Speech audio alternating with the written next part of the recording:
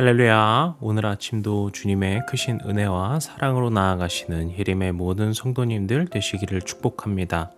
8월 4일 금요일 아침 예배를 다 같이 조용한 기도 드리심으로 드리겠습니다.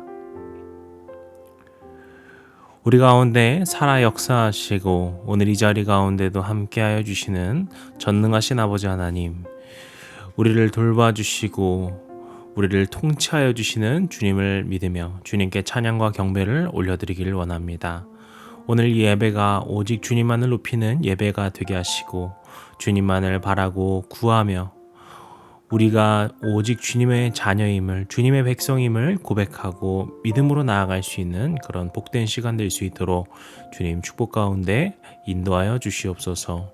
우리 가운데 함께 하시는 우리 주님 예수 그리스도의 이름으로 기도드렸습니다. 아멘. 오늘 우리가 함께 고백할 시편의 찬양은 시편 1편 1절에서 3절까지의 말씀입니다. 복 있는 사람은 악인들의 꾀를 따르지 아니하며 죄인들의 길에 서지 아니하며 오만한 자들의 자리에 앉지 아니하고 오직 여호와의 율법을 즐거워하여 그의 율법을 주야로 묵상하는도다. 그는 시냇가에 심은 나무가 철을 따라 열매를 맺으며 그 잎사귀가 마르지 아니함 같으니 그가 하는 모든 일이 다 형통함이로다. 아멘. 오늘 우리에게 주시는 하나님의 말씀은 예레미야서 14장 13절에서 22절까지의 말씀입니다. 이에 내가 말하되 슬프도소이다 주 여호와여 보시옵소서. 선지자들이 그들에게 이르기를 너희가 칼을 보지 아니하겠고 기근은 너희에게 이르지 아니할 것이라. 내가 이곳에서 너희에게 확실한 평강을 주리라 하나이다. 여호와께서 내게 이르시되 선지자들이 내 이름으로 거짓 예언을 하도다. 나는 그들을 보내지 아니하였고 그들에게 명령하거나 이르지 아니하였거늘 그들이 거짓 계시와 점술과 헛된 것과 자기 마음의 거짓으로 너희에게 예언하는도다. 그러므로 내가 보내지도 아니하였어도 내 이름으로 예언하여 이르기를 칼과 기근이 이 땅에 이르지 아니하리라 하는 선지자들에 대하여 여호와께서 이와 같이 말씀하셨노라. 그 선지자들은 칼과 기근에 멸망할 것이요 그들의 예언을 받은 백성은 기근과 칼로 말미암아 예루살렘 거리에 던짐을 당할 것인즉 그들을 장사할 자가 없을 것이요 그들의 아내와 아들과 딸이 그렇게 되리니 이는 내가 그들의 악을 그 위에 부음이니라. 너는 이 말로 그들에게 이르라. 내 눈이 밤낮으로 그치지 아니하고 눈물을 흘리리니 이는 처녀딸 내 백성이 큰 파멸 중한 상처로 말미암아 망함이라. 내가 들에 나간즉 칼에 죽은 자요 내가 성읍에 들어간즉 기근으로 병든 자며 선지자나 제사장이나 알지 못하는 땅으로 두루 다니도다. 주께서 유다를 온전히 버리시나이까 주의 심령이 시온을 싫어하시나이까 어찌하여 우리를 치시고 치료하지 아니하시나이까. 우리가 평강을 바라도 좋은 것이 없고 치료받기를 기다리나 두려움만 보나이다. 여호와여 우리의 악과 우리 조상의 죄악을 인정하나이다. 우리가 주께 범죄하였나이다. 주의 이름을 위하여 우리를 미워하지 마옵소서. 주의 영광의 부자를 욕되게 마옵소서. 주께서 우리와 세우신 언약을 기억하시고 패하지 마옵소서. 이방인의 우상 가운데 능히 비를 내리게 할 자가 있나이까. 하늘이 능히 소나 비를 내릴 수 있으리이까. 우리 하나님 여호와여 그리하는 자는 주가 아니니시니이까. 그러므로 우리가 주를 앙망하옵는 것은 주께서 이 모든 것을 만드셨음이니이다 하니라. 아멘. 오늘은 어제부터 함께 나누었던 14장의 말씀 뒷부분의 이야기인데요. 그래서 어제의 말씀에서 이어지는 이야기라고 볼 수 있습니다. 그럼 어제의 마지막 말씀은 어떤 이야기로 마무리가 되었을까요? 어제 말씀 마지막 9절인 12절을 보시면은 이렇게 하나님께서 말씀하십니다. 그들이 금식할지라도 내가 그 부르짖음을 듣지 아니하겠고 번제와 소제를 드릴지라도 내가 그것을 받지 아니할 뿐 아니라 칼과 기근과 전염병으로 내가 그들을 멸하리라. 이것은 하나님께서 유다를 향하신 말씀입니다. 하나님의 크신 진노가 어떠한 상황인지 분명하게 보여주고 있는 상황이죠. 이것은 이제까지 나타났던 예레미야서에서 보이는 그 하나님의 진노를 다시금 우리가 살펴볼 수 있는 구절이었습니다. 그리고 오늘 본문의 시작은 그러한 하나님의 그 진노의 말씀에 대한 예레미야의 응답, 예레미야의 고백과 같은 이야기라고 볼 수 있겠습니다. 그러면 그 첫 구절은 어떻게 됩니까? 예레미야는 이렇게 말하죠. 슬포도소이다 주 여호와여. 하나님 앞에 자신의 그 슬픈 감정을 드러내고 있는 예레미야의 말을 볼 수 있습니다. 그런데 예레미야는 지금 무엇에 슬퍼하고 있을까요? 유다의 멸망으로 슬퍼하는 것일까요? 하나님의 그 진노하심 때문에 유다의 멸망을 생각하며 슬퍼하고 있는 것일까요? 아닙니다. 우리가 13절 뒷부분에 보시게 되면은 알 수 있는데요. 그것은 바로 하나님의 뜻을 백성들에게 온전히 전하지 않고 있던 그 거짓 선지자들로 인한 슬픔이었습니다. 그들은 백성에게 어떻게 이야기를 했습니까? 하나님의 진노가 임하지 않을 것이다. 하나님께서 너희를 치지 않으실 것이다. 그래서 13절 마지막에 어떻게 말합니까? 너희에게 확실한 평강을 주리라 이야기하고 있습니다. 이것은 참 위험하고 달콤한 독약과 같은 외침입니다. 왜 그렇습니까? 하나님 앞에 죄를 짓고 그 죄에 대해 인식하지도 못하고 그 죄를 회개하지도 않은 상태에서 하나님의 진노가 임하지 않으리라 말하고 있기 때문입니다. 사실 이것은 하나님의 사랑을 말하는 것이 아니라 하나님의 저주를 말하는 것에 가깝습니다. 왜 그러냐면 우리가 출애굽기를 보게 되면은 모세가 바로에게 재앙을 예고할 때 이야기를 우리가 볼 수 있습니다. 그런데 모세가 바로에게 나아가서 우리의 백성을 풀어주십시오 라고 말을 할 때 성경은 이 상황에 대해서 어떻게 묘사를 하고 있냐 하면은 하나님께서 바로의 마음을 강팍해 하셔서 그가 모세의 말을 듣지 않게 하셨다라고 말합니다. 모세의 의지가 아니라 그것은 하나님께서 그것을 하셨다라고 하는 고백이 있습니다. 왜 하나님께서 그렇게 하셨을까요? 이것은 하나님께서 내리시는, 우리 인간에게 내리시는 가장 강력한 징벌 중 하나라고 볼 수 있겠습니다. 그것은 죄를 지었고 하나님의 진노가 임박하였는데 그것을 막지 않는 것이죠. 죄를 지었을 때 하나님께서 진노하시고 그 진노를 내비치시는 것은 그것은 하나님의 사랑을 보여주시는 겁니다. 그런데 죄를 지었는데 진노를 하지 않으신다. 그 마음을 오히려 더 회개치 않게 하신다. 이것은 그 백성을 버린 것과 마찬가지겠죠. 결국 이 거짓 선지자들의 말에는 하나님의 사랑이 아니라 하나님의 버림을 그들은 말하고 있는 것입니다.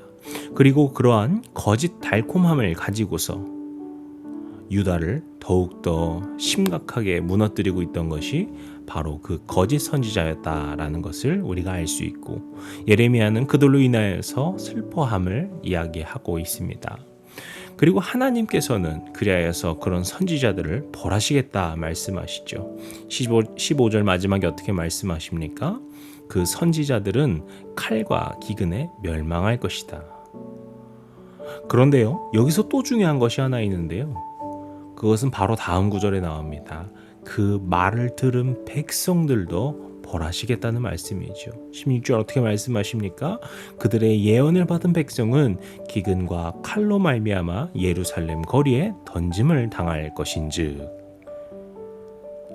어떻게 생각하십니까? 한편으로 좀 억울하게 느껴지시진 않습니까? 아니, 그 거짓 선지자들이 속여서 그런 건데 왜 그들도 그런 일을 당해야 하는 것인가? 그런데 저는 이 점이 참 중요하다라고 생각을 하는데요. 왜냐하면 우리는 하나님 앞에 깨어 있어야 한다는 것을 오늘 말씀이 보여주고 있는 것이죠. 특히 지금 이 시대에 우리가 또 개신교인으로서 생각할 때 더욱더 중요하다라고 생각이 됩니다. 우리는 하나님의 말씀을 붙들고 살아가는 자들입니다. 하나님의 말씀을 묵상하며 살아갑니다. 그렇다면은 그 묵상 가운데에서, 그 말씀 가운데에서 하나님께서 우리에게 주시는 말씀이 있고요. 그 가운데에서 하나님의 뜻을 우리는 엿볼 수 있습니다. 하나님의 마음, 하나님께서 기뻐하시는 것이 무엇인지를 우리는 묵상할 수 있는 시대를 살아가고 있습니다. 따라서 우리가 그러한 모습을 따르고 닮아가는 것이 중요한 것이지, 그저 사람 말에 휘둘리는 것으로 그것이 면책이 될 수 없다라는 것을 보여주는 것이죠. 이런 깨어있는 모습이 어떠한 것인지 오늘 예레미야가 보여주고 있습니다. 하나님의 그 진노하심, 그리고 그 거짓 선지자들과 그 백성들을 치시겠다라고 한 하나님의 말씀에 대한 예레미야의 응답은 어떠합니까? 20절에 나오죠. 여호와여, 우리의 악과 우리 조상의 죄악을 인정하나이다. 우리가 주께 범죄하였나이다. 어떻게 예레미야는 말하고 있습니까? 앞서 그 거짓 선지자들과 같이 달콤한 그 감언이설로 속이고 있지 않습니다. 하나님께서 그저 사랑하신다, 그저 용서하신다, 너희들이 죄를 회개하지 않고 그 죄로부터 돌이키지 않아도 하나님은 다 이해하신다, 이런 식으로 넘어가지 않습니다. 오히려 그것을 하나님 앞에 그 죄를 자백하면서 나아가는 예레미야의 모습을 볼 수 있습니다. 특별히 여기서 우리는 예레미야를 통하여서 무엇을 볼 수 있습니까? 그가 유다 백성의 죄를 제3자의 관점, 유다 백성에 대하여서 말하지 않는 것을 볼 수 있습니다. 무슨 말입니까? 그것을 저 유다 백성들이 죄를 지었습니다라고 말하지 않았다는 거예요. 그럼 어떻게 말을 하죠? 우리가 죄를 지었습니다. 즉 예레미야는 그 유다의 멸망, 그 유다의 죄악에 대해서 나는 괜찮은데 저들이 잘못했다라고 말하지 않고 그것을 자신의 것으로, 자신도 그 책임이 있음에 대해서 말하고 있는 것이죠. 쟤네들이 잘못했습니다. 저 선지자들이 문제입니다. 저 선지자들을 따르고 있는 백성들이 문제입니다라는 것이 아니라 그런 정죄하는 마음으로 나아가지 않고 우리 모두가 하나님 앞에 죄인이라는 사실을 그가 겸허하게 고백한다라는 것이죠. 사실 예레미야는 어떻게 보면은 그 당시에 가장 이러한 고백에서 멀리 떨어져 있는 사람일 것입니다. 그는 정말 하나님의 그 말씀을 받아 그것을 순수하게 전하고자 하였고요. 그는 그런 부분에서 앞서 자신이 하나님 앞에 온전히 서기를 바랐던 정말 진실된 거룩한 예언자였습니다. 그런데 그런 그가 주님, 저는 깨끗합니다. 저는 잘하고 있습니다. 그런데 저 유다가 문제입니다. 이렇게 말하지 않았다는 거예요. 그도 결국에 유다의 일원이기 때문에 그도 그 죄에 대한 책임을 가지고서 하나님 앞에 저도 죄인입니다. 우리가 죄인입니다. 이렇게 가져가고 있다라는 것이죠. 그러면서 그 죄를 자백하면서 하나님께 우리를 구해 주십시오라고 하는 자비를 구하고 있죠. 21절에 나옵니다. 주의 이름을 위하여 우리를 미워하지 마옵소서. 주의 영광의 보좌를 욕되게 마옵소서. 주께서 우리와 세우신 언약을 기억하시고 패하지 마옵소서. 그의 마음 가운데에는 유다를 정죄하고 선지자들을 정죄하는 것으로 끝나는 것이 아니라 그들을 진정으로 사랑하는 마음으로 또 그 한 공동체로서 한 민족으로서 그것을 나의 죄로서 여기며 살아가는 그러한 모습을 볼 수 있는 것입니다. 이것은 우리가 이 공동체 안에서 또 우리가 가정이나 우리가 속해 있는 그 삶의 자리 가운데에서 참 많이 부딪히는 일 같습니다. 우리는 더러 이런 억울한 일을 경험할 때가 있죠. 나는 이 정도면 정말 최선을 다하고 열심히 한 것 같은데 아니 저 사람들 때문에 잘못된 것 같아. 우리 가정에서 나는 정말 열심히 살아가고 있는데 저 사람이 너무 책임감 없게 하는 것 같아. 우리에게 이런 마음이 들 수 있고요. 충분히 이런 억울함을 가질 수 있는 상황도 있습니다. 하지만 그것은 주님께서 다 알고 계세요. 주님께서 다 알고 계시지만 지금 우리에게 바라시는 고백은 주님, 제가 죄인입니다. 우리 모두가 죄인입니다. 주님, 우리를 용서하여 주시옵소서. 우리의 죄를 주님께 자복하기 원합니다. 바로 이러한 고백을 주님께서 기다리고 계십니다. 주님, 쟤네들이 잘못했어요. 저는 정말 잘했는데 쟤네들이 문제예요라는 것이 아니라 주님, 그 죄를 저도 함께 짊어지고자 합니다. 그 아픔을 함께 책임으로 갖고자 합니다. 이러한 고백을 주님께서 기뻐하시고 기다리고 계신다는 것이죠. 예레미야가 바로 그러한 모습을 보여주었다는 것입니다. 오늘 우리의 삶에서도 그러한 고백과 그러한 겸손한 마음이 있으시기를 축복합니다. 그것이 앞서 말씀드린 것처럼 때로는 억울하게 느껴질 때도 있을지 모릅니다. 나는 정말 이 정도면 잘한 것 같은데, 이런 생각이 들 때도 분명 있을 것 같습니다. 하지만 우리는 그런 모든 상황 속에서 주님, 저의 죄를 용서하여 주시옵소서, 우리의 죄를 용서하여 주시옵소서, 그러한 그 겸손한 고백을 주님께서 기다리고 계십니다. 오늘 혜림의 모든 성도님들, 오늘 말씀으로 나아가시는 우리 모든 성도님들께서 바로 그러한 주님께 겸손한 회개로 나아가시고 변화로 나아가시고 그런 죄의 책임을 함께 가지면서 주님께 나아갈 수 있는 그런 거룩한 시간이 되시기를 주님의 이름으로 간절히 축복합니다. 기도하시겠습니다. 주님의 사랑과 자비로 우리를 용서하여 주시옵소서. 주님, 우리가 죄됨을 주님 앞에 내려놓길 원합니다. 다른 사람을 바라보며 손가락질하지 않고 오직 주님 앞에 겸손히 무릎 꿇고 주님, 저의 죄됨을 고백합니다. 주님, 우리의 죄를 용서하여 주시옵소서. 그러한 고백으로 나아갈 수 있는 우리 혜림 교회 모든 공동체가 될 수 있도록 도와주시옵소서.